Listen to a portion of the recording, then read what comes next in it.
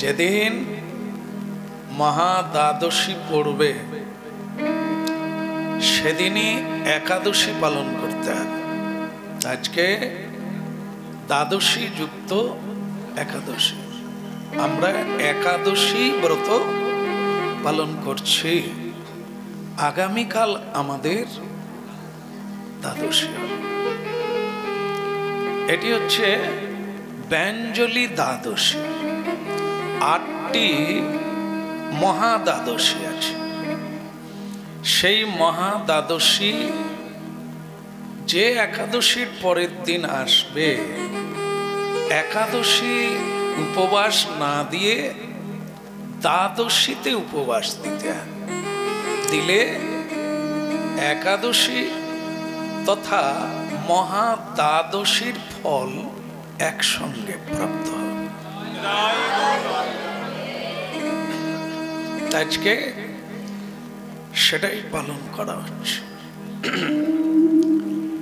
তাহলে ভাগ্যবানের কাছে ভাগ্য খুলে যায়।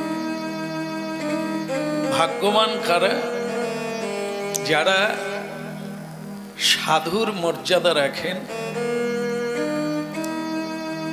তিথির মর্যাদা রাখেন, সময়ের মর্যাদা রাখেন এবং জীবনের মর্যাদা পালন করেন, তাদেরকে ভাগ্যবান বলা হয়েছে। কারণ সংসারে অনেক মানুষ আছেন, আজকের দিনটাকে শ্রদ্ধা করে পালন করছেন হাতে গোনা কিছু মানুষ। কারণ দুর্ভাগা অগণন হয়, ভাগ্যবান কেবল 2-1 জনই হয়। কোন ভাগ্যের ফলে গোবিন্দ মেলে। কোন কোন ভাগ্যবান জীব শ্রী ভগবানের লীলা দেখিবারে পায়। কোন কোন ভাগ্যবানের মধ্যে ভাগ্যবান, পুণ্যবানের মধ্যে পুণ্যবান, ভক্তের মধ্যে শুদ্ধা ভক্ত, কেবলা ভক্তি যাজনকারী ভক্ত কখনো কখনো ঈশ্বরের লীলা দর্শন করে। আজকে নিশ্চিন্তে ভাগ্যবান আমরা কি জীবনে আজকের এই তিথিটি পালন করার জন্য আমরা সুযোগ প্রাপ্ত হয়েছি। কেননা পৃথিবীতে একটা কথা সবাই জানেন, সেটা হলো কি, যথা ধর্ম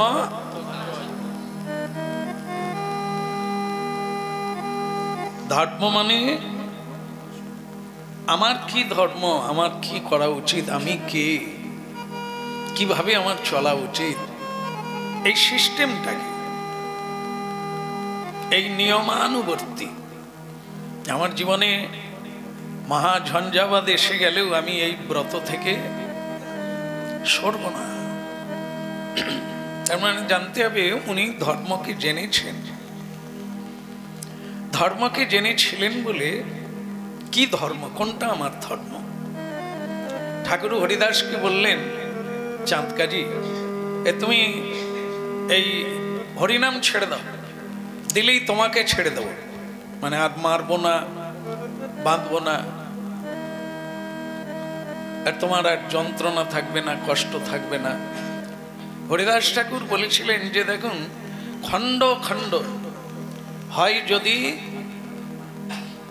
মোর দেহ প্রাণ, তথাপি না ছড়ব এই মধুর হরিনাম। মানে আমার দেহ যদি আপনি কেটে কেটে খণ্ড খণ্ড করে দেন, দিতে পারেন, তাহলেও আমি হরিনাম, এর নাম হচ্ছে ধর্ম। শরীরের সঙ্গে সংযুক্ত সকল প্রকারের দুঃখ যন্ত্রণা তো থাকবেই, কিন্তু শ্রী ভগবানকে ধরে রাখা, ভগবান আছেন, তিনি করছেন, এই নীতি মেনে চলা, এর নাম ধর্ম। জয়কার হয় যথা ধর্ম তথা জয়। আমরা মনে করি যে টাকা পয়সা খুব হচ্ছে, তা ওনার খুব মানে কি বলবো, ধর্ম মানে না, কিন্তু টাকা পয়সা বেড়ে যাচ্ছে, ঘর বাড়ি হচ্ছে, খুব আনন্দে খাওয়া দাওয়া করছে, তা আপনার কি বলবো? তাহলে অধর্ম করাই জয় বলছে না। যেখানে ধর্ম সেখানে আর যাই থাকুক, দুঃখ থাকুক, যন্ত্রণা থাকুক, কষ্ট থাকুক, ওটি জয়। কারণ সত্যকে ধরে রাখাটাই হচ্ছে জয়, সত্য থেকে সরে আসা হচ্ছে পরাজয়।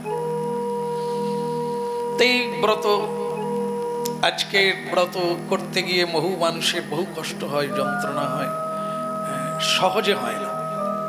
তাই সেটা করতে গিয়ে অনেক কষ্ট পান। তা পেলেও যদি ধর্মতত্ত্ব, মানব তত্ত্ব, আমার করণীয় কি, আমি কোথায় ছিলাম, কোথায় এলাম, আবার কোথায় যাব, এই তত্ত্বটা যদি আমরা জানতে পারি, তাহলে আমার মনে হয় আমি ভগবানের কাছে প্রার্থনা করব, আমার জীবন থেকে সবাই চলে যাক, সব কিছু চলে যাক, আমি যেন তোমাকে না ছাড়তে পারি।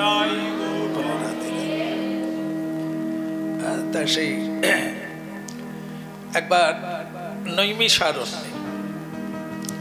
নৈমিষারণ্যে ঋষিগণ, শৌনকাদি ঋষিগণ, মহান মহান ঋষিগণ, যারা বুঝলেন যে মানুষের কল্যাণ কি দিয়ে করা যায়, বলো রাধে রাধে, মানুষের কল্যাণ কি দিয়ে করা যায় বলা যাবে? হ্যাঁ, হরিনাম দিয়ে, আর কিছু দিয়ে না। মানে কেউ যদি বস্ত্র দান করে, টাকা পয়সা দেয়, বা খাওয়ার দাওয়াত দেয়, সেটা কি কল্যাণ হবে না? তাই যদি হরিনাম নিয়েই মঙ্গল হয়, কল্যাণ হয়, তাহলে লোকে তো হরিনামের দলে আসছে না। যদি সরকার ঘোষণা করে তোমাদের আরো টাকা দেওয়া হবে, চাল গম দেওয়া হবে, কাপড় জামা দেওয়া হবে, সেখানে তো ভিড় লেগে যায়। কই হরিনামে তো ভিড় লাগে না, বলো? হ্যাঁ, দেখেন অনেকের তো টাকা পয়সা আছেই, বা দিচ্ছেন, সরকার দিচ্ছেন, মানুষ দিচ্ছেন, রোজগার করছেন, টাকা পয়সা এসে গেছে, সুখ কি এসে গেছে, আনন্দ কি হচ্ছে? সমাধান যদি জামা কাপড়ে হতো, সমাধান যদি খাওয়ায় হতো, সমাধান যদি অর্থেই হয়ে যেত, তাহলে অর্থকারী মানুষের, ধনী মানুষের এত কষ্ট কেন? আমরা এখনো আসলে জানি না প্রকৃত কোনটা পেলে মানব জীবনের কল্যাণ হয়। তাই ঋষিগণ মানব কল্যাণার্থে ডাল চালের ব্যবস্থা ভগবান করেছেন, ধর্মের ব্যবস্থাও ভগবান করেছেন, কিন্তু সবাই আমরা ডাল চাল নিতে ব্যস্ত আছি, কিন্তু ধর্ম এটা থাক না, বুড়ো বয়সে দেখা যাবে, শেষের দিনে দেখা যাবে, মরার সময় দেখা যাবে, বলো তাই না? এখন খাওয়া দাওয়া করে নি, এখন একটু মজা করে নি, তারপর পরে জবটা পরে করবো, শেষা যখন সব নাতি নাতনি বড় হয়ে যাবে, আর ঝামেলা থাকবে না, বা সেবার একটা লোক দেখাতে পারবেন এই রকমের, পরে তার ঝামেলা হয়েছে না? আপনারা কেউ ঝামেলা চুকে গেছে? আগে বরং ফাঁকা ছিলেন, যত দিন যাচ্ছে আমরা তো দেখি, যাকে বাবা দেখি দেখি কবে পারি দেখি, আচ্ছা দেখুন, কিন্তু কোনদিন দেখেও খুঁজে পাবে না যে একটা এইবার আমি ফ্রি হয়ে গেছি। যেরকম জানেন তো যে একজন সমুদ্র জানেন তো, যে ছোট ছোট নদী, এখন আর কাউকে বোঝালে হবে না, এখন সবাই জানে নদী কাকে বলে, সমুদ্র। আগে কিছু মানুষকে ঠকানো যেত, কিছু দেখেনি তো যা বলবো, এখন আর কাউকে ঠকানো যায় না, সবাই খুব জ্ঞানী, জানেন। তাহলে সমুদ্রে একজন স্নান করবে, তেল টেল মেখে সমুদ্রের ধারে বসে আছে, অনেক লোকই স্নান করলো, জল টল নিয়ে চলে গেল, কিন্তু এক ব্যক্তি বসে আছে, খালি মাথা মাঝে মাঝে এরকম করে, তেল আছে না গেছে, অনেকক্ষণ বসে আছে। বলে ভাইয়া কি হবে, তুমি এরকম বসে আছো কেন? নাহলে আমি স্নান করব। হ্যাঁ স্নান করবে, করে না? বল না না এখন হবে না, যেরকম ঢেউ আসছে, বাপরে বাস, সমুদ্র ঢেউ, বিশাল বিশাল ঢেউ। বলে কোথায় টানা হয়ে চলে যাবো, দরকার নাই। বলে তাহলে তুমি কখন করবে? বলে ঢেউটা থামলে। কেন হবে না? কেন হবে না? কেন ঢেউ থামবে না? ঢেউ থামবে না সবসময়? কদিন ছিলেন সমুদ্রের ধারে? হ্যাঁ এই তো ঠাকুমা বলছে কেন থামবে না? থামবে, একটু ওয়েট করো না, একটু দেরি করো না। বলো তবে যারা জানে তারা ঠিকই বলছেন, সমুদ্রের ঢেউ কোনোদিন আমরা ঘুমিয়ে গেলেও ঢেউ যাচ্ছে, আর তার কাছে গেলেও তো ঢেউ হচ্ছে, না গেলেও ঢেউ। ওই তাল গাছের মতো বড় হয়ে 10 ফুট 15 ফুট করে ঢেউ এক একটা আসতেই আছে। তাহলে যে স্নান করবে বলছিল তার কি হবে? ঢেউ যদি না থামে তাহলে স্নান কবে করবে?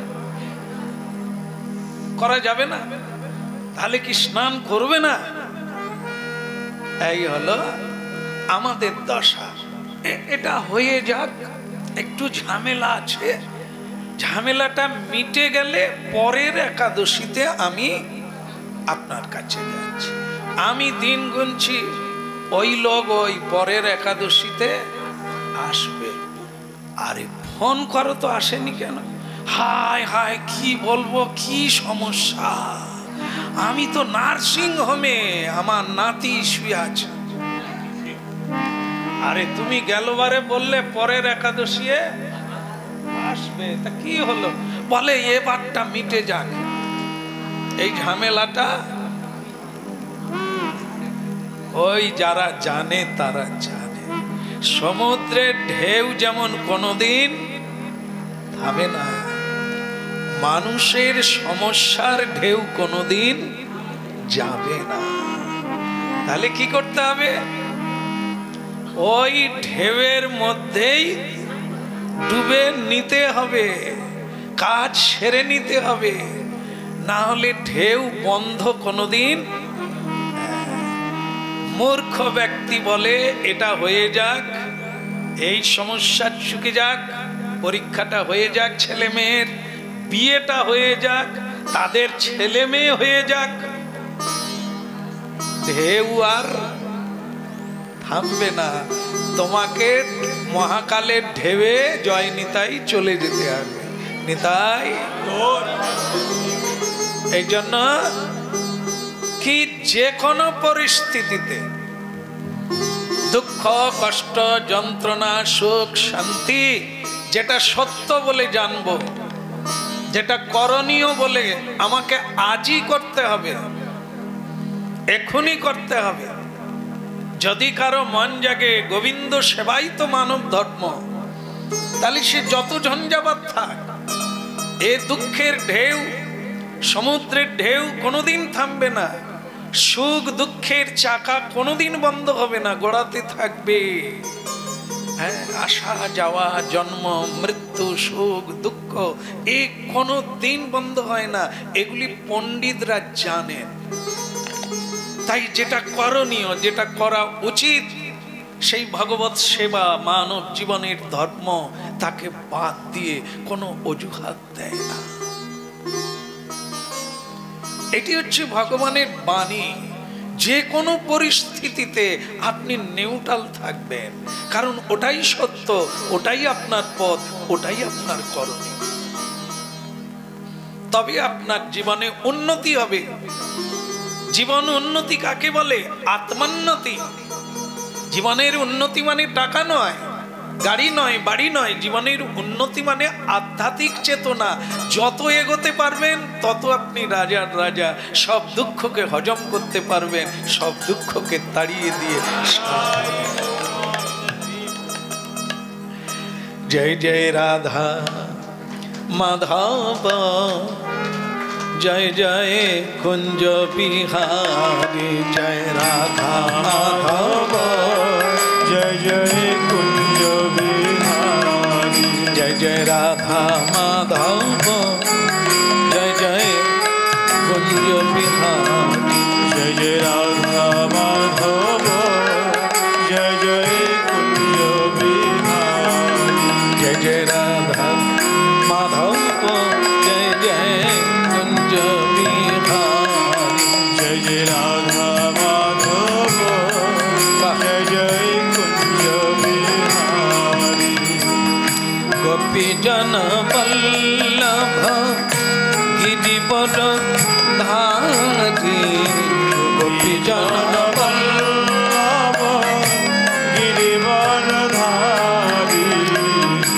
गोपी जन वल्लभ गिरिवर धारी गोपी जन वल्लभ गिरिवर धारी जय राधा माधव जय जय कुंज बिहारी जय राधा माधव जय जय कुंज बिहारी जय राधा माधव जय जय कुंज बिहारी जय जय राधा माधव जय जय कुंज बिहारी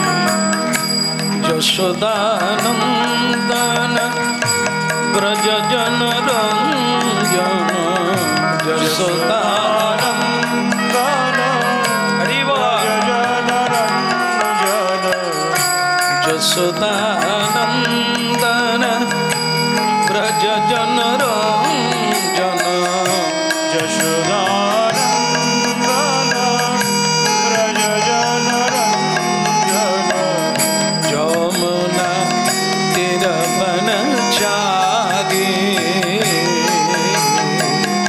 यमुना तीरवन चारी जय जय राधा माधव जय जय कुंज बिहारी जय जय राधा माधव जय जय कुंज बिहारी गोपी जन वल्लभ गिरिवर धारी गोपी जन वल्लभ गिरिवर धारी गोपी जन वल्लभ गिरिवर धारी गोपी जन वल्लभ गिरिवर धारी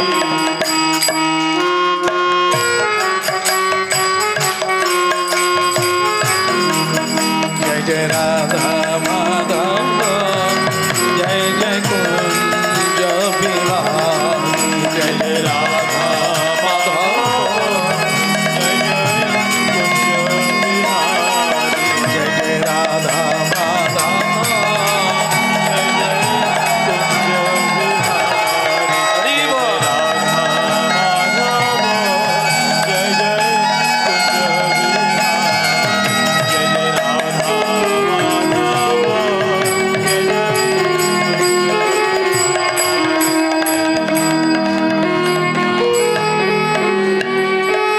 जय बोल राधे श्याम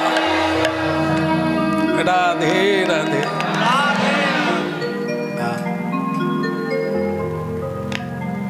এটি হচ্ছে আধ্যাত্মিকবাদীদের কথা। এরকমও বলা হয়েছে যেমন সংসারের অনেকের প্রতি অনেকের একটা দয়া আছে, মায়া আছে। যেমন আমাদের এসে বলেন আমার স্বামী এ পথে নাই, আবার কোনো স্বামী এসে বলেন আমি দীক্ষা নিতে চাই, আমার পত্নী বলে এখন অনেক আমার লোভ আছে খাবো, এখন আমি দীক্ষা। তো তারা তখন আমাদের কাছে কি করেন, মানে সাধুদের কাছে পিড়াপিড়ি করেন। আচ্ছা কোনো তুকতাক বুঝেন আপনারা? বুঝেন মাদলি টাদলি বুঝেন? হ্যাঁ এটা বুঝেন। তাই একটু মাদলি টাদলি কিছু পাওয়া যায় না যে এনাদের মন ফিরিয়ে দেওয়া যায়? সেই থেকে কিছু মাদলি দেওয়া চালু করেছে। যদি জানেননি বোধহয়? আচ্ছা আচ্ছা, এই জানিয়ে দিলাম। তো সেই মাদলি দেওয়া চালু করেছি। আপনাদের যদি এরকম কোনো সমস্যা থাকে, হাসতেছেন কেন? মানে আমি পারিনি নাকি? বলো। আরে চাহিদা যখন আছে করতে অসুবিধে কোথায়? মানুষ চাইছে, আপনি মাদলি দেন, আমাদের যেনই কাজ হয়ে যায়। ঠিক আছে, বললাম যে আপনি তাহলে এক কাজ করুন। বলে কবে আসবো? আমি মাদলি নেওয়ার দিন হচ্ছে একাদশী দিন, ওই দিন আসুন, যারা যারা মাদলি নেবেন দিয়ে দেব। তা সেরকম আসে, এখন অনেক লোকজন আসে মাদলি নিয়ে যায়। আপনাদের যদি লাগে নাম লেখাবেন।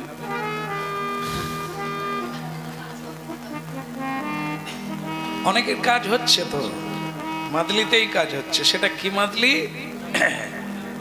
হ্যাঁ, আশ্রমের ছেলে তো নাকি? আমি কখন মাদলি দিই তোমরা জানো না? সে বলে হরি নামের মাদলি। হরি নাম তো সবাই গাইছে, মাদলি বাঁধতে হয়, গলায় দিতে। বলো। এর নাম হচ্ছে কবচ। কবচ মাদলি আমরা বলি, কিন্তু আসল নাম হচ্ছে কবচ। এই শাস্ত্র সিদ্ধান্ত, মানে কবচের কথাটা শাস্ত্রে আছে। তো সেই কবচ হচ্ছে নৃসিংহ কবচ হয়, বিষ্ণু নারায়ণের কবচ হয়, ষষ্ঠ গোপালের কবচ হয়, বিভিন্ন কবচ হয়। তবে জেনে রাখতে হবে এই কবচ কিন্তু ওই রকম না, মানে হাতে বাঁধার যে কবচ টবচ আমরা এই জগতে ব্যবহার করি এগুলো না। সে হচ্ছে 1 কোটি নৃসিংহদেবের নাম করবেন, এই হচ্ছে কবচ। নিষ্ঠার সহিত এই ব্রত পালন করবেন। 1 কোটি বার বিষ্ণু সহস্র নাম জপ করবেন। বিষ্ণুর 1000 নাম আছে, তার নাম হচ্ছে বিষ্ণু সহস্র। বিষ্ণুর নাম সহস্র নাম, সেই সহস্র নামকে আপনি 1000 বার জপ করবেন, এরকমের ব্রত নেন। তো বাস, আপনি যে উদ্দেশ্যে এটা করবেন সেটা স্বয়ং ভগবানকে পাবেন। তাহলে মাদলি বলে দিলাম। হ্যাঁ না, আপনি একটা সংকল্প নেবেন, আজ থেকে 8 দিনের মধ্যে 1 কোটি। আর বিষ্ণুর 1000 নামের নাম হচ্ছে সহস্র নাম। সেই সহস্র নাম হচ্ছে 1000 নাম। সেই 1000 নামকে আপনি 1000 বার বলবেন, তাহলে ক হাজার হবে? 1 কোটি। তাই সেই 1 কোটি নাম যজ্ঞ এগুলো সাধুরা করে, এই জন্যই তো তারা সাধু সিদ্ধি লাভ করেছে। তাই এই সংকল্পগুলি হচ্ছে কবচ। যেমন কর্ণ কবচ নিয়ে জন্ম নিয়েছিলেন, মানে কবচ সঙ্গে নিয়ে তিনি মায়ের গর্ভ থেকে জন্ম নিয়েছিলেন। কবচ আর কুণ্ডল, কুণ্ডল এই কানে যে আপনারা কুণ্ডল পরেন এগুলো তো সোনা দানা, মানে আপনারা সৌন্দর্যের জন্য বিভিন্নভাবে পড়ে, কিন্তু পুরুষেরা কুণ্ডল পরে, সাধুরা কুণ্ডল পরে। সেটা কিসের জন্য? সেটা হচ্ছে সিদ্ধি। ওই কুণ্ডল সাধারণ নয়, ওটা কানে থাকলে মানব জীবনের লক্ষ্য পথে পৌঁছাতে পারে। অসুরেরা দেখবেন বড় বড় কুণ্ডল পরে, ভগবান কুণ্ডল পরেন, তো তিনি পুরুষ। মেয়েরাই শুধু কুণ্ডল পরেন তা না। তো যাই হোক, ধারণা নেই আমাদের কেন পড়ে। এই কবচ আর কুণ্ডল নিয়ে কর্ণ জন্ম নিয়েছিলেন। এবং তার দেখুন কিরকম সুন্দর সুন্দর প্রতিজ্ঞা। জীবনে কেউ কিছু চাইলে আমি কাউকে না বলবো না। আমি যখন সূর্য প্রণাম করে স্নান করে উঠব, যে কেউ যা চাইবে আমি তাই দেব। এ দেখলেন তো, এগুলি হচ্ছে কবচ। জীবনে এরকম কিছু পালন করুন যে জীবনে আমি কোনোদিন তা ভুল করব না, তা আপনিও মহা মহা কাজ করতে পারবেন। আপনি যা বলবেন তাই হয়ে যাবে, যা করতে চাইবেন তাই হয়ে যাবে। এগুলি হচ্ছে সাধনায় সিদ্ধি লাভ করার এক একটা কবচ। তা উনি করেছিলেন, কর্ণ তাই করেছিলেন। নিজের ছেলেকে কেটেও অতিথি সেবা দিয়েছিল না। এইগুলি হচ্ছে কি না, বলছিলাম বটে আমি ওসব করবো না, ছেলেকে কেউ কেটে দেয়, এটা আমরা বিচার করতাম। এই জন্য আমরা অতি সাধারণ রূপেই আছি। এই সাধারণ ব্যক্তি যখন ভালো কাজ করে সংকল্পনে, সে তখন অসাধারণ হয়ে যায়। তখন লাখো লাখো মানুষ তার চরণে প্রার্থনা করে, আমাকে কৃপা করুন, আমার এটা করে দেন, আমার কেন না উনি সেই শক্তি লাভ করেছেন। তাই এই শক্তি সবাই অর্জন করতে পারে। ছোট্ট ছোট্ট করে সংকল্প নিতে নিতে একদিন সাধক হয়ে যায়, সাধিকা হয়ে যায়, বড়। এই জন্য আমি যে কারণে বলতে চাইলাম মাদলির কথা, সেটা হচ্ছে আমাদের কাছে এরকম অনেকেই অভিযোগ করেন, ছেলের কথা, মেয়ের কথা, স্বামীর কথা, স্ত্রীর কথাগুলো বলে। আমরা তখন বলি আপনি মন্দিরে যান, গিয়ে মহাপ্রভুকে জানিয়ে দেন, কারণ তিনি সব দেনেওয়ালা, সব করনেওয়ালা, সব কারণের কারণ হচ্ছে স্বয়ং ভগবান।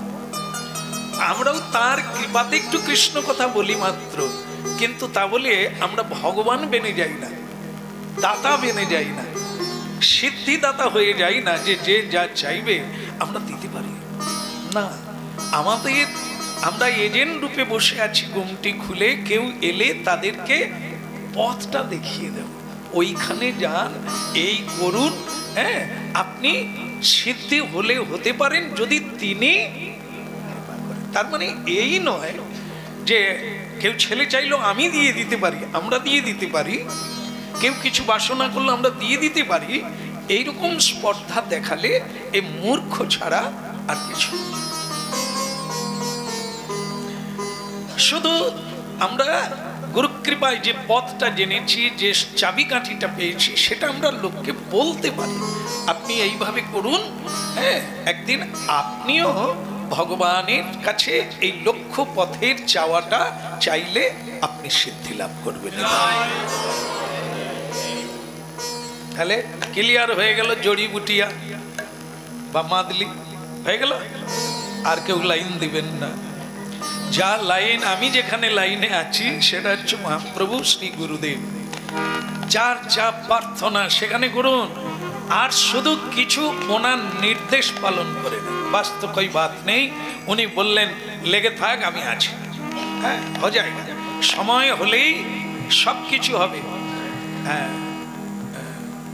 লঙ্কা গাছ আজকেই লাগিয়ে দিয়ে যদি গোমর সার, পটাশ সার, ইউরিয়া সার 1 কিলো করে লঙ্কা গাছের গোড়ায় দেওয়া হয়, কালকেই লঙ্কা হবে।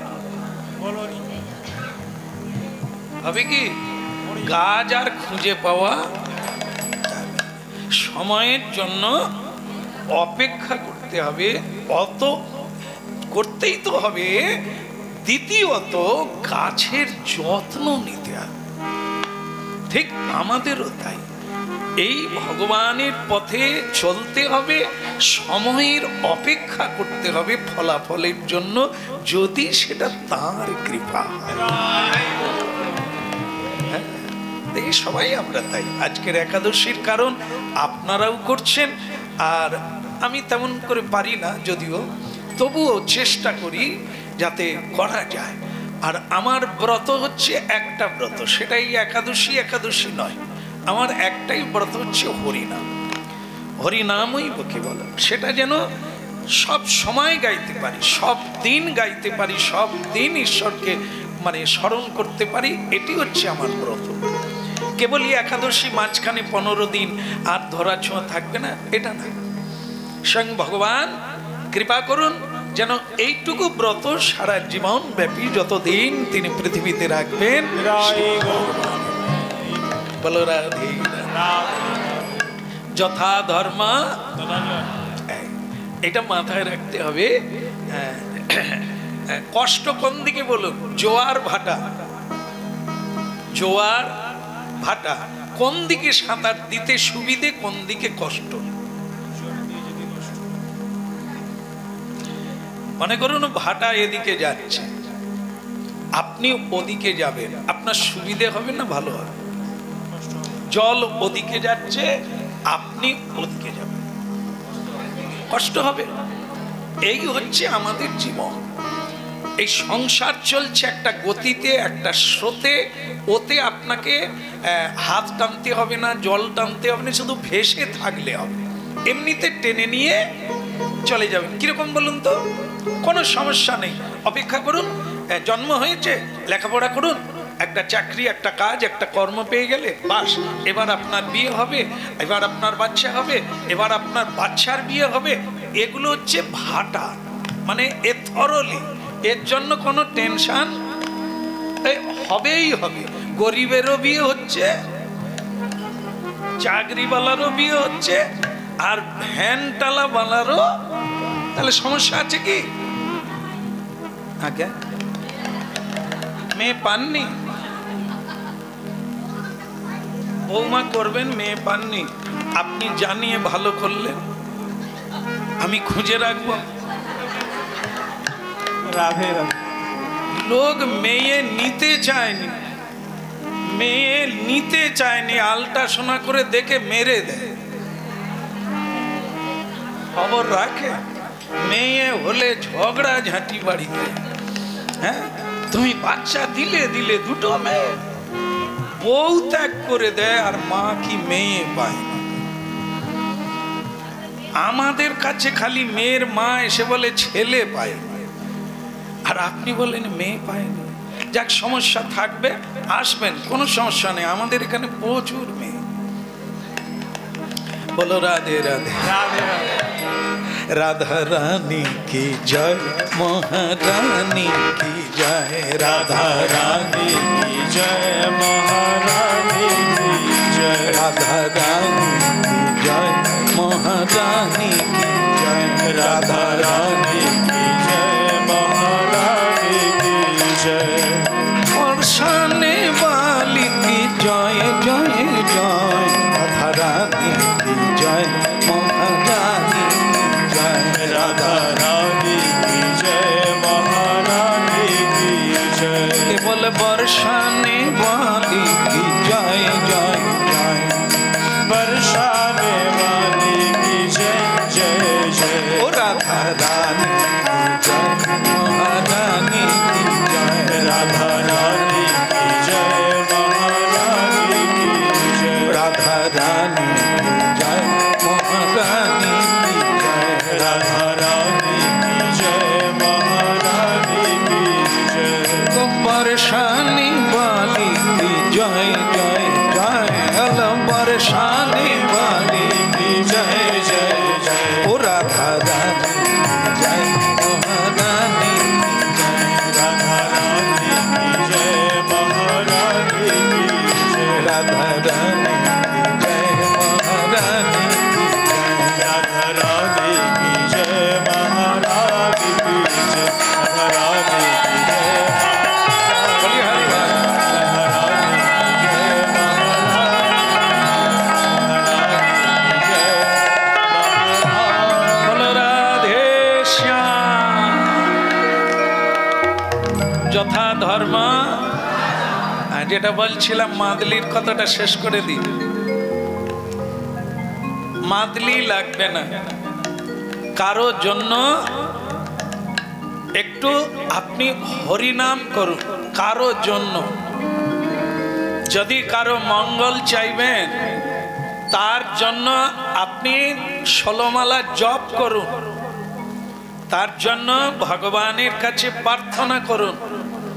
তো ভগবান কৃপা করলে উনি কেবল বাঁকাকে সোজা করতে পারেন। আর পৃথিবীতে মানুষ যদি পারত, তাহলে এত যন্ত্রণা হতো না। কি করব? এত যন্ত্রণা হতো না, সকলেই ঠিকঠাক করে নিতে পারত, কারণ এটা মানুষ পারে না। তাই এই জন্য নৈমিষারণ্যে ঋষি মুনিগণ মহাযজ্ঞ করছেন সকল মানুষের কল্যাণের জন্য। নিতাই বোঝা গেল? ঋষিগণ যজ্ঞ করছেন সারা পৃথিবীর মানুষের কল্যাণের জন্য। আমার শ্রী গুরুদেব বলেছিলেন যে তুমি হরিনাম করো, তোমার দ্বারা বহু মানুষ উপকৃত হবে। সেদিন বুঝতে পারি না, নিজের পেটে ভাত নাই, লোকের উপকার আমি কিভাবে করব, বুঝতে পারি না সেদিন। তিনি যেসব ভবিষ্যৎবাণী বলেছিলেন আজকে পরিপূর্ণতা, সেই অভিজ্ঞতা আর সেই জানা হয়ে গেল যে আমরা কিছুই করতে পারি না, যা করেন স্বয়ং ভগবানই করেন। আমরা কেবল মানুষের কল্যাণের জন্য মঙ্গল প্রার্থনা করতে পারি। ডাল চাল জামা কাপড় দিয়ে কারো কল্যাণ করা যায় না, আরো চাইবে। আমাদের এখানে যেন বস্ত্র দান হয়েছিল, মানে কম্বল দান করা হয়েছিল। তা একজন মানে একটু পরের দিন এসেছেন, আগের দিন আসতে পারেন। তাকে বলা হলো যে আপনি একটু অপেক্ষা করুন, দুপুরবেলা এসেছেন, তা একটু সময় লাগবে, 10 মিনিট পরে আপনাকে। সে রেগে গিয়ে বলছে, জানেন আমার বাড়িতে কম্বল 16টা কম্বল পড়ে আছে, আমি আপনার কম্বলের জন্য 10 মিনিট এখানে দাঁড়িয়ে থাকবো? আমার সময়ের কোনো দাম নেই, আমার বাড়িতে 16টা কম্বল পড়ে আছে। বলো 16টা কম্বল যদি থাকলো আবার নাম লিখালো কেন? তার মানে কি অভাব, মনের বোধ আরো আরো চাই। 16টা হয়েছে, 25টা করব, 30টা করব, যেখানে যেখানে হবে। অভাব যাবে কি?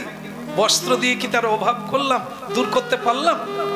না না, সে বলছে 16টা হয়েছে, 26টা এখনো। তার মানে তার দিয়েও যন্ত্রণা। সে কিন্তু ছেঁড়া চাদর গায়ে দিয়ে আসছে, 16টা কম্বল বাড়িতে।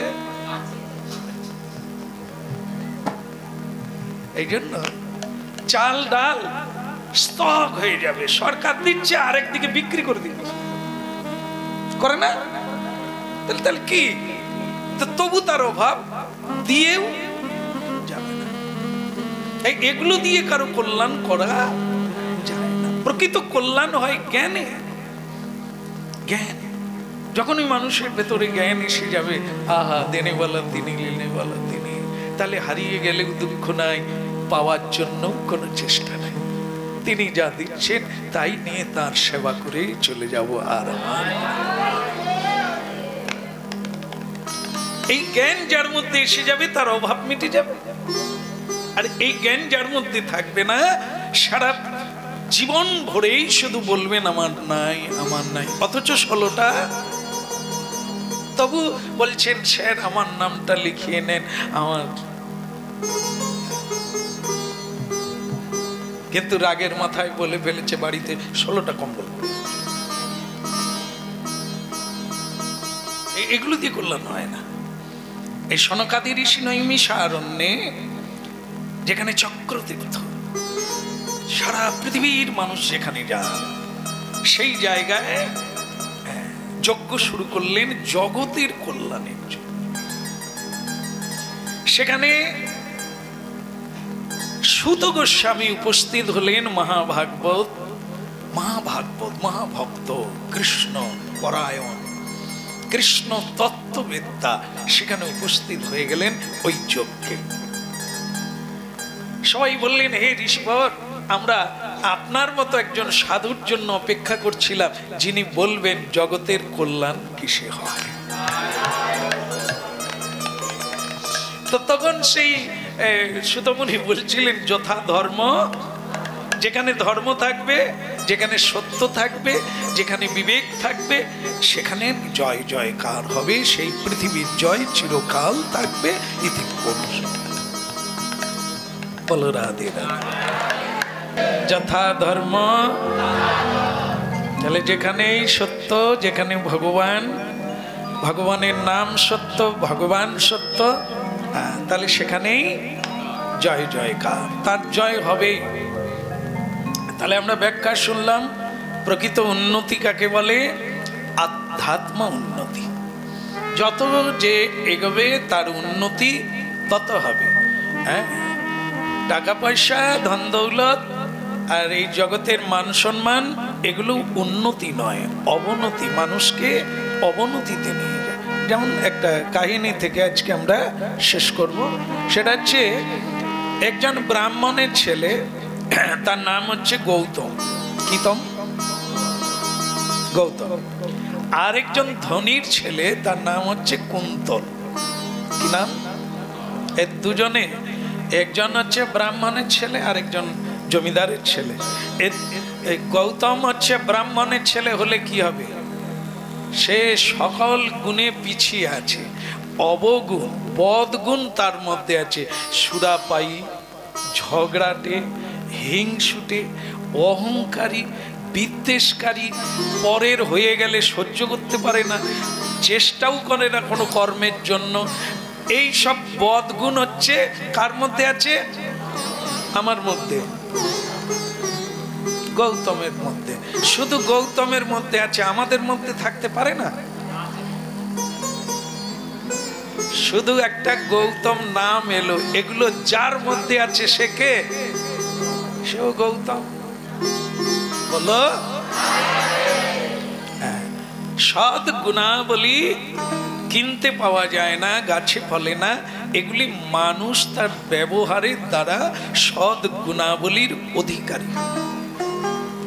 আমরা বাজার থেকে কিছু জামা কাপড় আর এই মানে কি বলবো, হীরা মুক্তার সোনাদানা যার যেমন আছে, সেগুলো কিনে নিজেকে সাজাতে পারি, কিন্তু সেটা তো প্রকৃত সুন্দর নয়। প্রকৃত সুন্দর যখন সৎ গুণালঙ্কারে কেউ ভূষিত হয়। সদ্গুণ যদি থাকে, তার কি, তার যত্ন, তার চাহিদা, তাকে সব মানুষ আদর করে। আর খুব সেজে আছে আর মাঝে মাঝে এরকম করে, কোনো মানুষকে ভালোবাসে না, মিষ্টি করে কথাও বলে না, মিষ্টি ব্যবহার করে না, তারে ওর এই সেজে কোনো লাভ আছে কি? মূল সাজা, পুরুষ হোক আর নারী হোক, সদ গুণালঙ্কার। তার মধ্যে সবচাইতে বড় অলঙ্কার কি? নারী হোক আর পুরুষ হোক, সবচাইতে বড় অলঙ্কার কি? যশোদা বলো।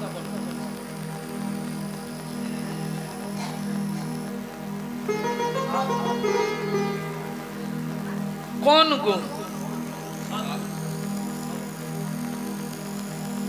সত্য ভাষণ, সত্য কথা যে বলতে পারে, সে বড় অলংকার পরে আছে, তার কাছে বড় দামি জিনিস আছে। হ্যাঁ, এই সত্যকে আশ্রয় করে প্রহ্লাদ মহারাজ অসুরদের পরাজিত করেছিলেন, দেবতাদের পরাজিত করেছিলেন। অসুর কুলেই প্রহ্লাদ মহারাজ জন্ম নিয়েছিলেন, তিনি দেবতাদের পরাজয় করিয়ে দিয়েছিলেন এই সত্য গুণের জন্য।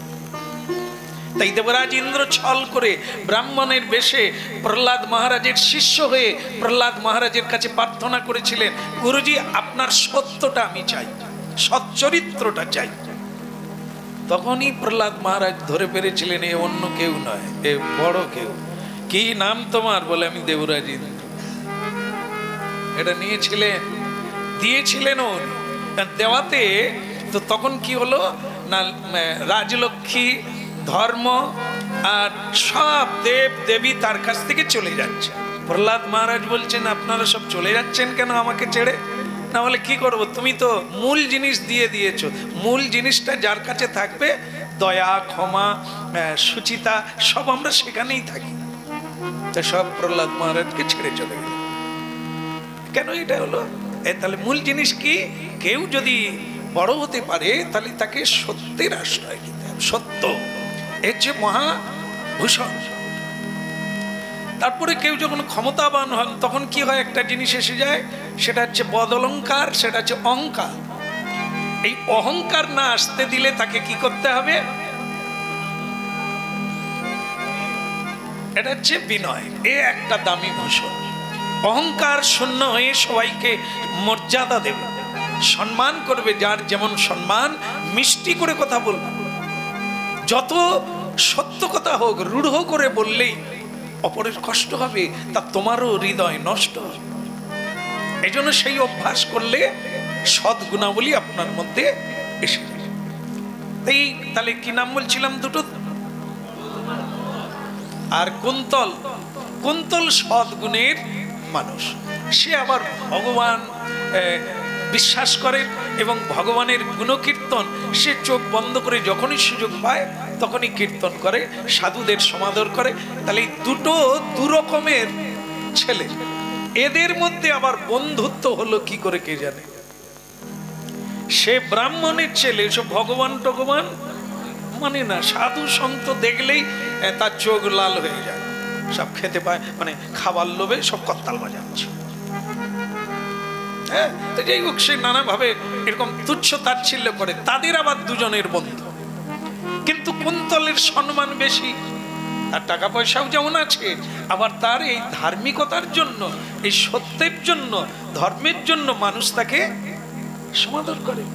এটা আবার তার সহ্য হয়, মানে গৌতমের সহ্য। ব্রাহ্মণের ছেলে, আমি ভগবান টগবান মানি না। ভগবান বলে কোনো জিনিস আছে? হাত তুলুন তো।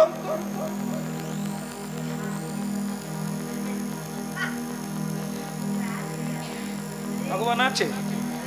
ভগবান আছে? আচ্ছা দেখাবো, এই যে হচ্ছে। তাই গৌতম ঠিক করলো এর ভগবান ভগবান আমি বের করে ছাড়বো। একদিন কথা প্রসঙ্গে বলছেন যে কুন্তল, এই দেখ আমাদের বয়স একই রকম, তুই না হয় ভাগ্যগুণী জমিদারের ছেলে, তোর টাকার অভাব নাই, কিন্তু আমার আবার ট্যাকে কিছু নাই, তোর ঝেড়ে ঝুড়ে খাই। তো আমি ঠিক করেছি বিদেশ ঘোরাও হবে, আর বিদেশে গিয়ে আমরা বিজনেস করব, ব্যবসা বাণিজ্য করব। তো সে তখন কুন্তল বলছে, তখন তো টাকা পয়সা লাগবে। লাগবে, তোর কি অভাব আছে? না, বস্তায় করে নিয়ে নেন, বন্ধু যেহেতু, আমরা ব্যবসা যখন করব তখন পার্টনার হয়ে যাবে, তুইও পাবি আমিও পাবো। কথাটা বলেন, না না আমার দরকার নেই, এই ভগবান যা দিয়েছে, বাবা আমার কাছে থাকবো, আত্মীয় স্বজন নিয়ে রাধে রাধে করে। গৌতম দেখলো সুবিধে হলো না, মানে সে চাইছে কি বস্তায় করে টাকা পয়সা গয়নাগাটি বের করে নিয়ে যাবে, তারপরে সে বস্তা তো আমার হবে। এটা হচ্ছে গৌতমের মাথায় প্ল্যান।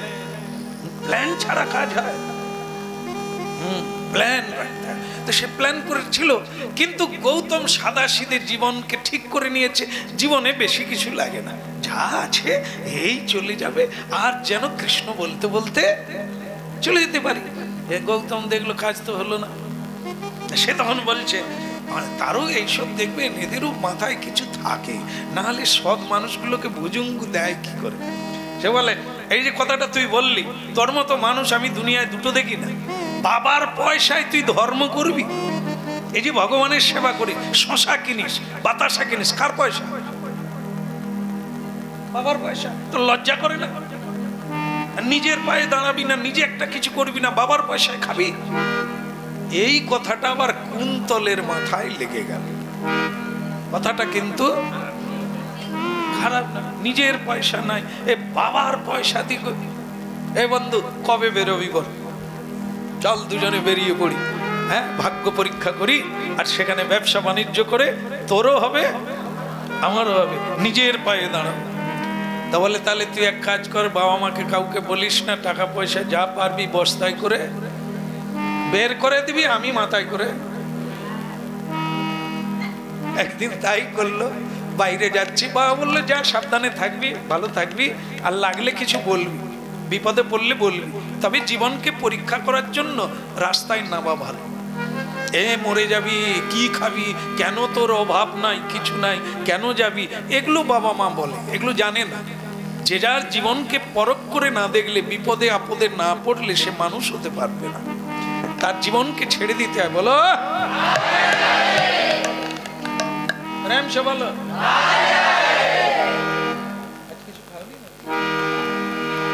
এদের বলি একাদশী করিস নি, এরা তো একাদশী বয়স্ক লোকেরা করে, এ না খেয়ে হাত তুলতে পারেনি।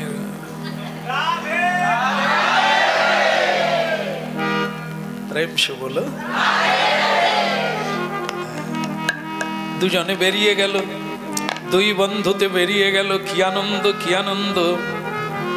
দু একদিন যাওয়ার পরে গৌতমের যে প্ল্যান, মানে তার যে রুট, তার যে চিন্তাধারা, সে তো সেদিকেই লক্ষ্য আছে। আর এর লক্ষ্য আছে বন্ধু গরিব, আমার টাকা পয়সা দিয়ে যদি একটা ব্যবসা দাঁড় করানো যায় তাহলে দুজনেই সাফল্য হব। এর সদ্ভাব তার এই বস্তাটা ঝালাবার ভাব, যে কোনো প্রকারে একে ঠকাবে, একে বিনাশ করবে, আর একে হারাবে, তার জয় জয়কার হবে। কেন? সে প্রমাণ করতে চায় ধর্ম যেখানে সেখানে পরাজয়, অধর্ম যেখানে সেখানেই জয় জয়কার। এই দুই পক্ষের দুই মানুষ রাস্তায় বেরিয়ে পড়ল। রাধে কৃষ্ণ গোবিন্দ গোপাল রাধা রমন হরি কৃষ্ণ কৃষ্ণ রাধে কৃষ্ণ গোবিন্দ গোপাল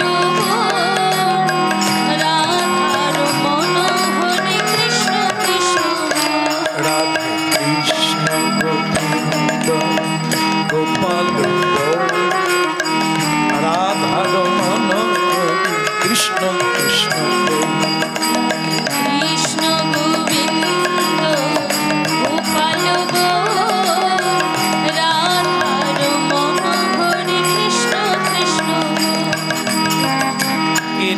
জীবন গোবর্ধন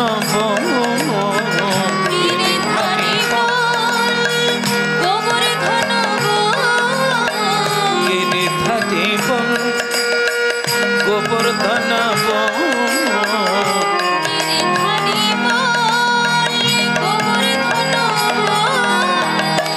রাধা রমন কৃষ্ণ কৃষ্ণ রাধা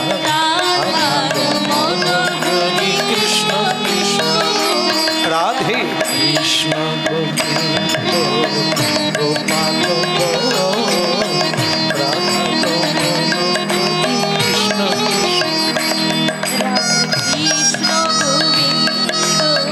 গোপাল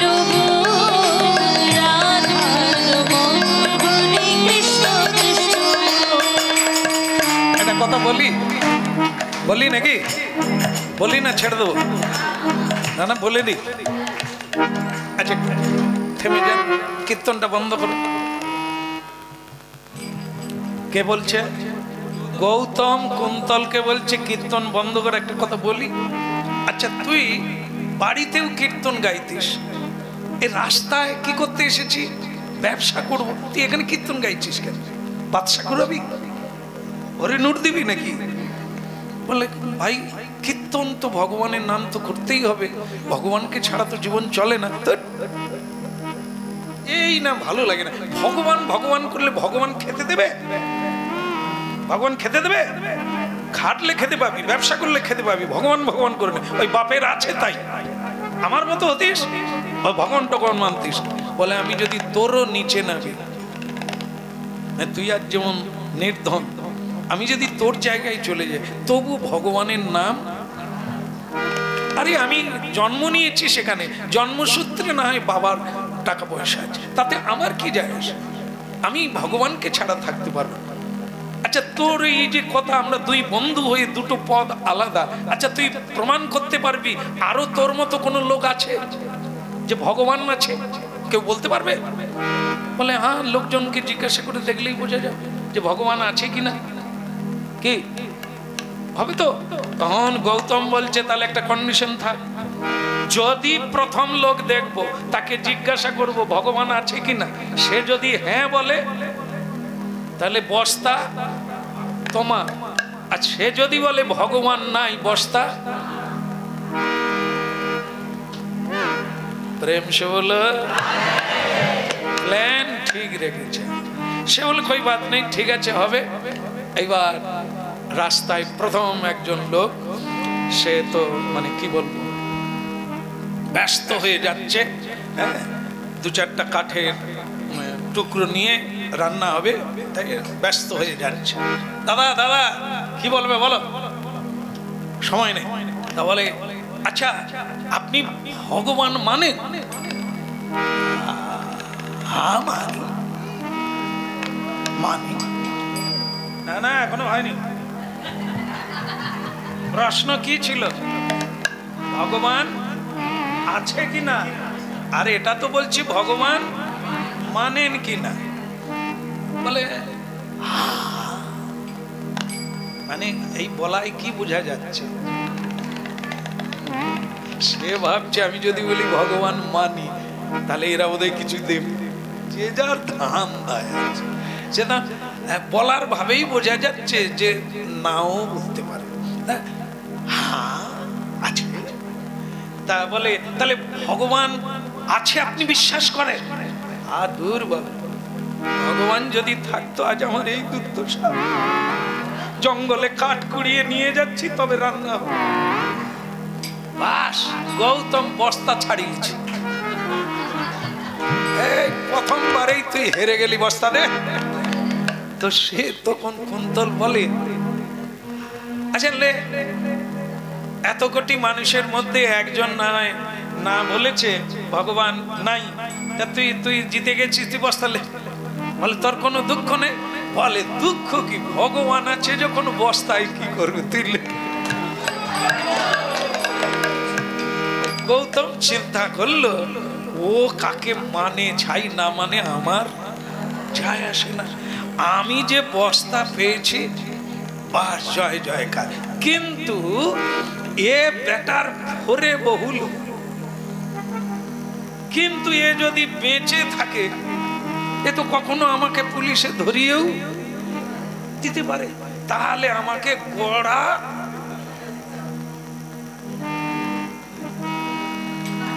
সে তখন এইবার যাচ্ছে হরিনাম করতে করতে, বস্তা কিন্তু গৌতমের মাথায় সে নিয়ে নিয়েছে। কুন্তলের আর কোনো অধিকার নাই, কারণ কথা হেরে গেছে। এইবার যেতে যেতে কিছুক্ষণ পরে আবার গৌতম বলছে, কিরে এর পরে মত বদল কর, যথা অধর্ম তথা জয়। সে বল না না বন্ধু কি করে? বলি তো তুই হেরে গেলি, ধর্ম ধর্ম করে হেরে গেলি। বল না না, একে হার বলে না, টাকা পয়সা আসে, একে কি বলে ধর্ম? হ্যাঁ, একে বলে জয় পরাজয়। আরে আজকে তোর আছে, তুই বস্তা নিয়ে যাচ্ছিস, তোর চাইতে কেউ বলবান এলে তোকে ঢাই করে মেরে বস্তা, খালি ওর জন্য জয় পরাজয় নয়। তুই পেয়ে গেছিস ভালো, তুই থাক। আমার বলে তুই তাহলে খাবি কি? তোকে চিন্তা করতে হবে, তুই খা না, তুই বস্তা পেয়ে গেছিস, তুই তোর কিনে খা না, আমাকে ভগবান দিলে খাবো, নাই তো নাই, কোনো সমস্যা নেই। তখন সে দেখলো এ তো হারছে না কিছুতে, বস্তা হেরে গেছে কিন্তু জীবনে হারে না, তেজ কমছে না। এইটা তার কাছে আবার এই আমাদের যেমন সহ্য হয় না, দেখবে আপনারা এটা মিলিয়ে নেবেন আপনাদের পাড়া বা আপনাদের ঘরের মধ্যে দেখবেন। সেটা কি বলুন তো, আপনি যদি কাঁদেন, মানে দুঃখের দিনে যদি কাঁদেন, লোকে খুব খুশি হবে, যা হবে না হবে না।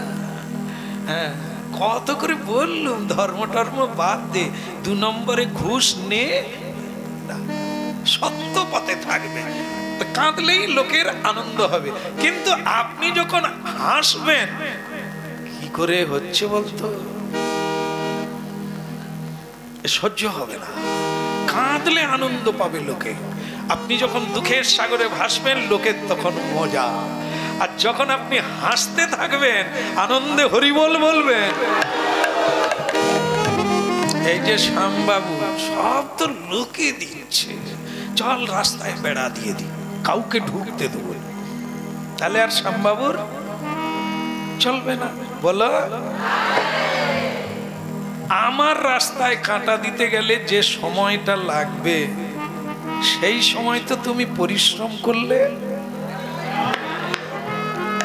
হিংসা করো না, কি আছে তারপরে, চেষ্টা করো, আর না হলে লোকের দেখে জ্বলবি লুচির মতো টিপে দিলে বললো একদম বাস্তব, পরিশ্রমের বিকল্প নাই আমাদের। আমার সে মন্দিরে হ্যাঁ আমি লিখে দিয়েছিলাম দেওয়ালে, যেটা লোকের জন্য নয়, আমার জন্য, আমি যাতে সকালবেলা উঠে দেখি যে পরিশ্রমের কোনো বিকল্প নাই।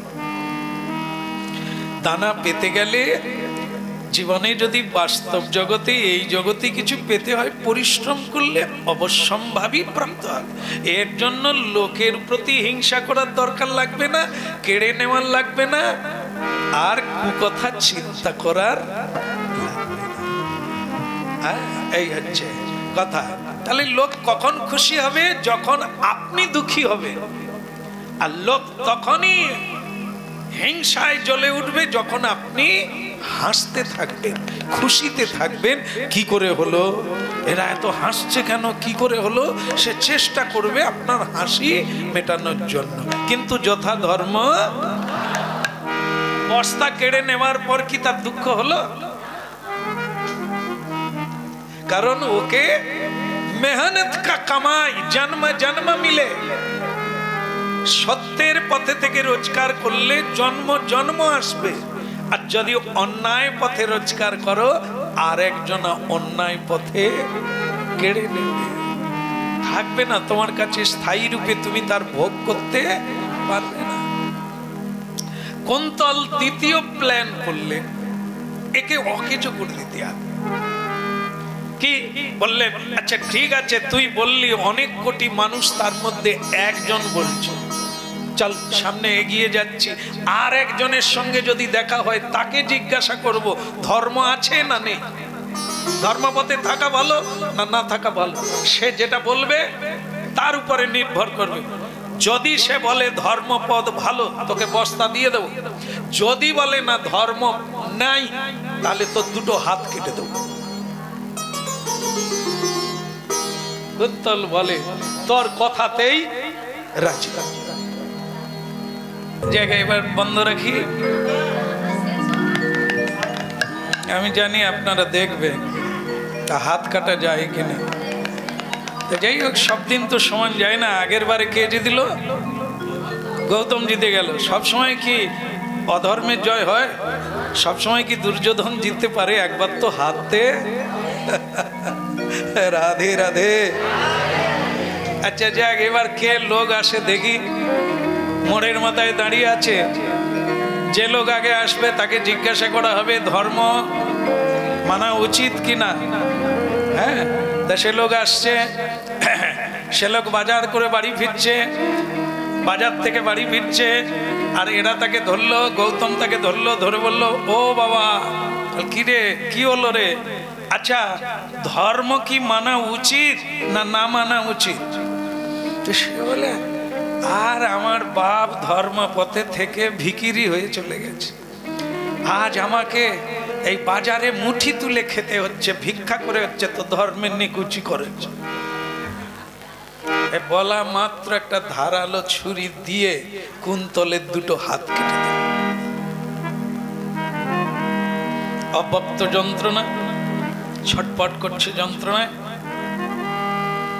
তারপরে কি আর করবে?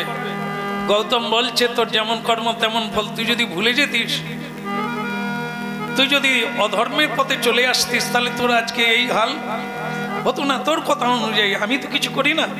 না বন্ধু, তোমার কোনো দোষ নেই। ভগবান বিরূপ, আমি আমার সাধনা করতে পারি না, নিশ্চয়ই আমার কোনো অপরাধ ছিল, তেমন দুটো হাত চলে গেল।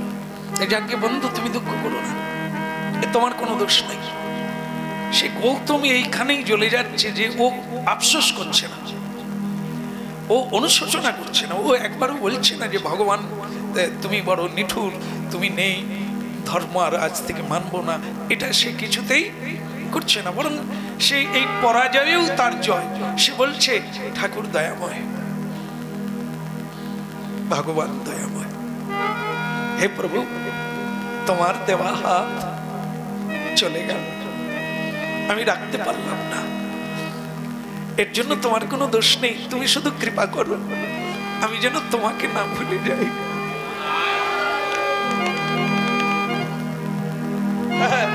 এইভাবে চলতে লাগলো। এই যে হিংসা না, মানুষের হিংসায় কি না করে। এই জগতে ভালো দেখতে পারে না হিংসুটের দল, বদমাশ, শয়তান। এটা ভালো লোককে নাজেহাল করে তোলে। এটা চিরকাল আছে। দুর্বলের প্রতি সবলের অত্যাচার। সাধুরা সাধারণত বিনয়ী হয়ে থাকে, আর কারো উপরে হিংসা বা প্রতিশোধ এগুলো নিতে চায় না, ভগবানের পরিচয়।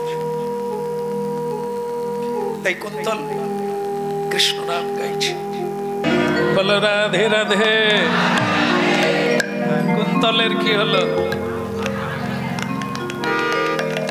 আপনারা কোন দলে? গৌতমের দলে না কুন্তলের দলে? ধার্মিক তো আপনারা। আচ্ছা, তাই যাই হোক, দুটো হাত চলে গেল, তবে হরিনাম গাইছে, তার ভেতরে কোনো অনুশোচনা নেই। হাত চলে গেল, অর্থ চলে গেল, কি হবে না? তিনি ভগবান তো বিদ্যমান। তিনি যখন আমার হাত কেটে দিয়েছেন, নিশ্চয়ই কোনো মঙ্গল আছে। আর তার ধারণা ভগবানই করছে, আমার কোনো সমস্যা নেই। কিন্তু গৌতম জ্বলে যাচ্ছে, এ তো কাঁদছে না, এ তো আমার পায়ে পড়ছে না, এ তো ধর্মপথ ছেড়ে দিচ্ছে না, হরিনাম ভুলে যাচ্ছে না, তার জ্বালা আরো বললো। লোকে চায় কি তুমি ভালো পথ থেকে সরে আসো, সরে এলেই যেন এই আমার দলের লোক হয়ে, তাই না? বলো, সংসারে এরকম লড়াই হয় না? ওরে বাবা রে, খাবারের ভেতরে ঢুকিয়ে দেবে যাতে আপনি আমাদের দলেই থাকে, আলাদা হলেই জ্বালায় মরে যাবে। প্রেম সে বলো, জোর সে বলো, রেগে রেগে। রাগ তো গৌতমের হচ্ছে, সে চুরি করছে, এত তার ক্ষতি করছে, তবু তারই রাগ বেড়ে যাচ্ছে। আর এ গোবিন্দ ভালো করে যখন যা করে, সে বলে তোর মঙ্গল আমি করাচ্ছি। বলে কুন্তল, তুই কি আর কোন লোককে জিজ্ঞাসা করবি? বলে হ্যাঁ, এত মানুষ আছে, তার মধ্যে কেউ না কেউ ধর্মপথেও আছে। তবে বলে তাহলে আবার একবার বল, সামনে যে লোক পাবো তাকে জিজ্ঞাসা করব ভগবান আছে কি নেই, ভগবানের সেবা করা উচিত কি নয়, বল তুই করবি কিনা? বলে হ্যাঁ, বলো, কোনো আপত্তি নেই। সামনে যে লোক আসবে তাকে জিজ্ঞাসা। গৌতম বলে এমনি এমনি হবে। যদি সে লোক বলে ভগবানের সেবা করে কোনো লাভ নাই, তাহলে তুই বস্তা পেয়ে যাবি। আর যদি সে লোক বলে ভগবানের সেবা করে কোনো লাভ নাই, তাহলে তো দুটো চোখ উপরে দেবো। কুন্তল বলে হ্যাঁ ঠিক আছে, তোমার কথাই থাকবে, এখন চলো এগিয়ে চলো, দেখি লোক আসে। হ্যাঁ বলো। তো হঠাৎ দেখা গেল একজন তিলক দেওয়া লোক। বলো, তিলক আছে, কণ্ঠী মালা আছে, হ্যাঁ, আর বগলে একটা পুটুল ঝুলছে কাঁধে, নিয়ে কীর্তন করতে হরে কৃষ্ণ হরে কৃষ্ণ কৃষ্ণ কৃষ্ণ হরে হরে হরে।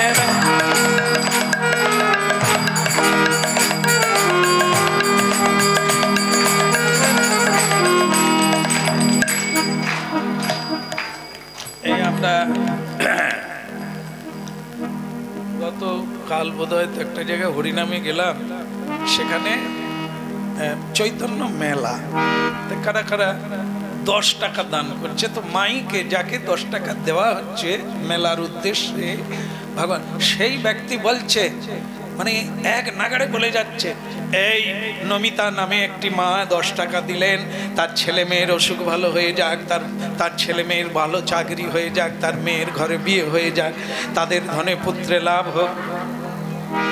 আমি তো তার 10 টাকায় এত। আপনারা কি মনে করেন 10 টাকা দিয়ে হলো এগুলো ভালো হবে?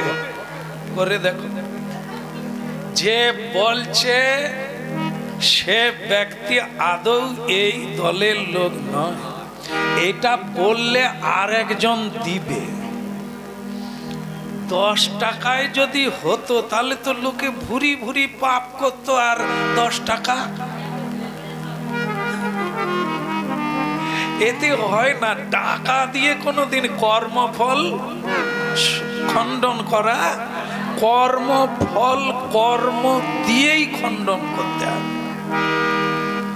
হ্যাঁ, কর্ম করে যে কর্ম বন্ধনটা পেয়েছো সেই কর্ম থেকে সরে আসতে হবে, সেই পদ বদল করতে হবে, তবে তোমার খণ্ডন হবে। বলো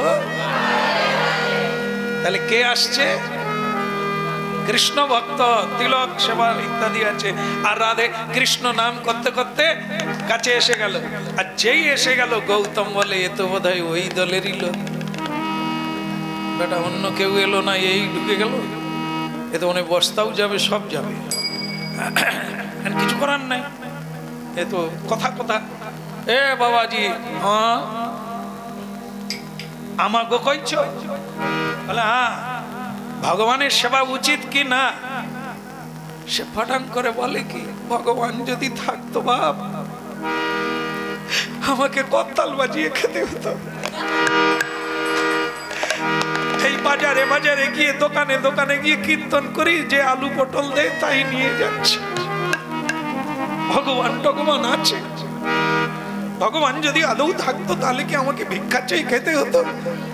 বাস ফটাং করে ছুরিকা দিয়ে তার চোখ উপড়ে। বলো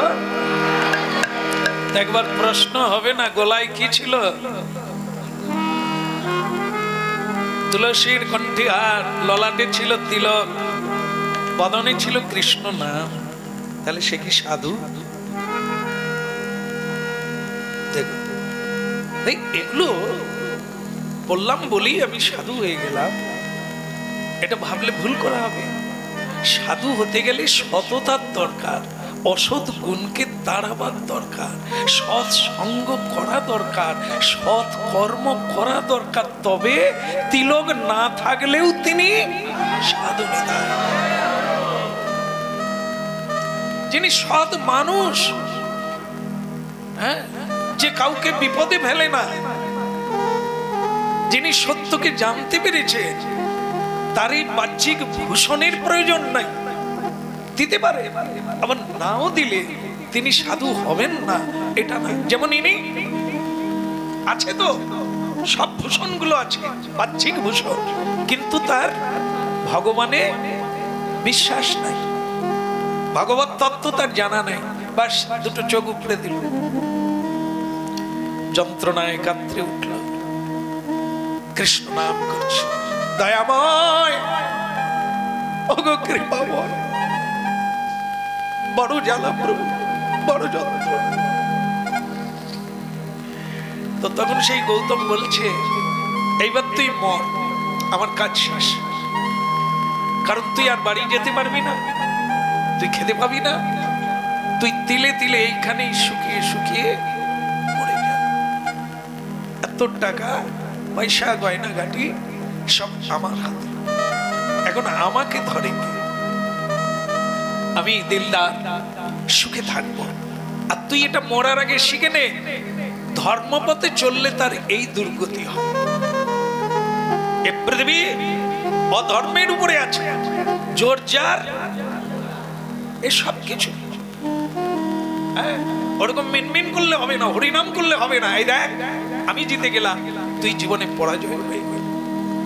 সে বলছে, বন্ধু তুই কি তাহলে আমাকে ছেড়ে চলে যাবি? তুই কি ভাবলি তোকে ওই অন্ধকে আমি খাওয়াবো, স্নান করাবো, তোর কাছে পড়ে থাকবো? এখন আমার হাতে পৃথিবী, তুই মর এখানে, আমি চললাম। কুন্তল শুয়ে শুয়ে মাটিতে লুটিয়ে পড়ে বলছি, বন্ধু ভগবানের কাছে প্রার্থনা করি তোমার মঙ্গল হোক, তোমার কল্যাণ হোক। যদি আমি বেঁচে থাকি আবার তোমার সঙ্গে আমার দেখা, আর না হলে এ জীবনে শেষ দেখা। বন্ধু চলে গেল, কুন্তল সেই মাটিতেই পড়ে থাকলো। জায়গাটা কোথায়? দক্ষিণ দেশে গোদাবরী বিখ্যাত তীর্থ, বিখ্যাত গঙ্গা গোদাবরী। সেই গোদাবরীর তীরে ওই অবস্থায় চোখ নেই, হাত নেই, কিন্তু বদনে কৃষ্ণ নাম বন্ধ হয় না। সে বলছে, প্রভু আর কিছু চাই না, আমার প্রার্থনা আমি যেন তোমার নাম না ভুলে যাই, প্রাণ ভরে যেন গাইতে পারিনি, তাই গৌর বলে গাই।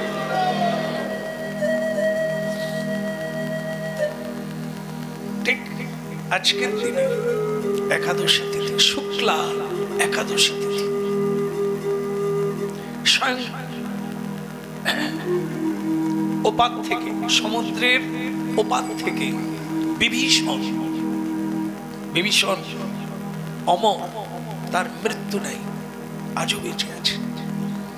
তা সেই বিভীষণ প্রতি একাদশীতে গোদাবরীতে স্নান করতে আসে, তারপর ওখানে ভোলানাথের পুজো দেন। তো সেটা করতে তিনি প্রতি একাদশীতে গোদাবরী তীরে আসেন। তো সেদিন বিভীষণ ওই ভোর রাত্রে স্নান করতে এসছেন, এসে দেখে কে যেন মধুর কণ্ঠে হরে কৃষ্ণ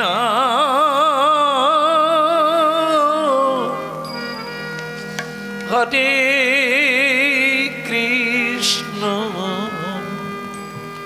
কৃষ্ণ কৃষ্ণ হরে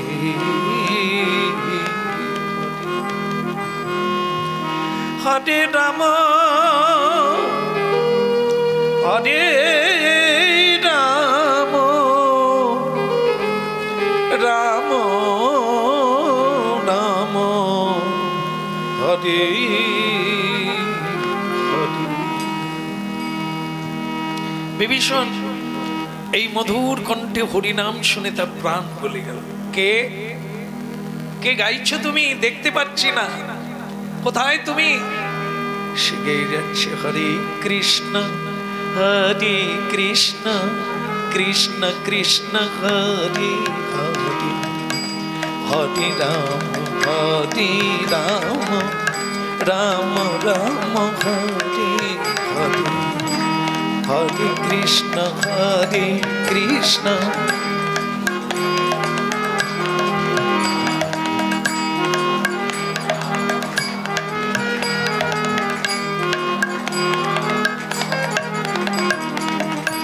বিভীষণ স্নান করে দেখতেলেন মাটিতে লুটিয়ে পড়ে আছে একটি হাতহীন মানুষ। কি অপূর্ব তার হরিনাম! এই যে ভাই একবার ওঠো। কে? মানে হাত তো নাই, চোখ নাই, তাই সে যখন উঠতে পারছে না, হাত না থাকলে উঠতে পারাটা খুব কঠিন না, চেষ্টা করেও পারল না। আচ্ছা ঠিক আছে, তুমি কি আমাকে চেনো? আমার চোখ নেই বাবা, আমার চোখ নেই। ওরে বাবা, তোমার চোখটাও নেই? আচ্ছা স্বয়ং বিভীষণ তার কমলান্ড থেকে জল নিয়ে ভগবানের নাম করে তার চোখে ছিটিয়ে দিলেন। নিদায় বিভীষণের কৃপায় সে দৃষ্টি ফিরে পেলেন। সে বলছেন, আপনি কোন মহাত্মা, আপনি আমার চোখ ফিরিয়ে দিলেন? বলে, বেটা আমি বিভীষণ। স্বয়ং ভগবান রামচন্দ্র আমাকে কৃপা করে লঙ্কা রাজ্য দিয়ে গেছে তার সেবা করার জন্য। তা তুমি এভাবে পড়ে আছো? বলে, সে অনেক কাহিনী, সেসব কথা থাক, আপনার কৃপায় আমি দেখতে পাচ্ছি। কিন্তু তোমার হাত সেও চলে গেছে, কিন্তু বন্ধু যে কেটে নিয়েছে এসব কারো দোষ দিয়ে কিছু বলে না, ও চলে গেছে, ছেড়ে দেন। আপনি চোখ ফিরিয়ে দিয়েছেন, চোখ দরকার ছিল না। ও হরিনাম গাইতাম, চলে গিয়েছিল, যে কদিন বাঁচবো। বল না, আমি ঈশ্বরকে জানাই তুমি হাতটাও ফিরে পাওনি। তাই তার দুটো হাতও সে ফিরে পেল। এই বিভীষণ বলছে, তুমি এক কাজ করো, তুমি আমার রাজ্যে চলো, তুমি আমার মন্ত্রী হয়ে থাকবে। কুন্তল বলে, আবার আমি সেই টাকা পয়সায় যেতে, আমি যদি টাকা পয়সার বস্তা না নিয়ে আসতাম, আপনি আশীর্বাদ করুন, যেহেতু আপনি ভগবানের কৃপা পেয়েছেন, আপনি আমাকে আশীর্বাদ করুন। আমি ধন জন পরিজন কিচ্ছু চাই না, আমি যেন প্রাণ ভরে তার নাম গাই। বিভীষণ বলে তুমি সব কিছুই পাবে, ধন জন পরিজন এবং পরিশেষে তুমি ভগবানকেও পাবে, তোমার কোনো অসুবিধে নেই, তুমি দেশে ফিরে যাও, তোমার তো জমিদারের ছেলে তুমি। বলে আপনি সবই জানেন, ভগবানের কৃপা। বাহ, আজ থেকে তুমি অনেক কিছু জানবে, যাও তুমি চলে যাও, বাড়ি চলে যাও। তাহলে কি হলো, কুন্তল আবার বাড়ি ফিরে এলো। এদিকে গৌতম বেটার কি হলো,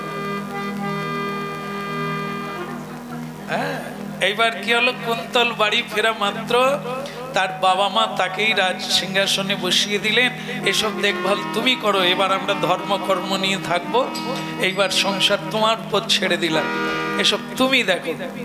এদিকে পরের দিন সকালবেলা বিচার হবে, এক চোরের বিচার হবে। সে চোরকে ধরে কয়েদখানায় রাখা হয়েছে, তাকে আনা হোক, তার বিচার হবে। কুন্তল সিংহাসনে বসে আছে, চোরকে ধরে আনছে নিতাই।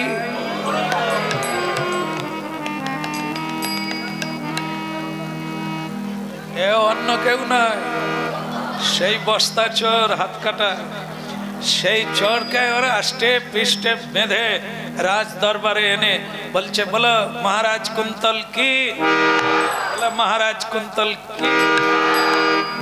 চোর বলে কে, সে তখন সিংহাসনে বসে বলছে, বন্ধু কেমন আছো, ভালো আছো? সে বলে তুই বেঁচে আছিস, তোর হাত আবার লাগিয়েছিস? বল না না, যথা ধর্ম, ভগবান আমাকে হাত দিয়ে দিয়েছে। তা তুই কেমন আছিস? বস্তা আর বস্তা, সে তো মদদাড়ি খেয়ে কবে শেষ। আমি তো চুরি করেই বেঁচে থাকি, এই চুরি করতে গিয়ে ধরা পড়ে গেছে। কুন্তল তুই বিচার কর, আমার কি হবে? হ্যাঁ, কুন্তল বলে চোর চুরি করলে তার যা হয় তোর তাই হবে, হাত কাটা যাবে। তুই বেঁচে থাকবি কিন্তু তোর হাত কাটতে হবে, এটা রাজ বিচার। কারণ তুই একদিন নয়, সারা জীবন তোর নামে অভিযোগ আছে, তুই এভাবেই মানুষের অনিষ্ট করে থাকিস, তোর হাত কাটা যাবে। বলে কুন্তল তুই বন্ধু হয়ে, বন্ধু হয়ে। কুন্তল বলে আমার একজন বন্ধু ছিল, সে আমার হাত কেটে দিয়েছিল। তা তুমি যদি আমার বন্ধু হতে আলাদা কথা, তুমি তো বন্ধু না, তুমি আমার চোখ উপড়ে নিয়ে পালিয়ে গেলে। বন্ধু কখনো চোখ উপড়ে দেয়? বন্ধু চোখ দান করে, বন্ধু হাত দান করে, সাহায্য করে, পাশে থাকে। তুমি কি করে আমার বন্ধু? তাহলে কি হলো, বন্ধু যাও, হাত কাটা যাবে, কিন্তু তারপর তোমাকে ছেড়ে দেওয়া হবে, তুমি কিন্তু একাদশী ব্রত করবে।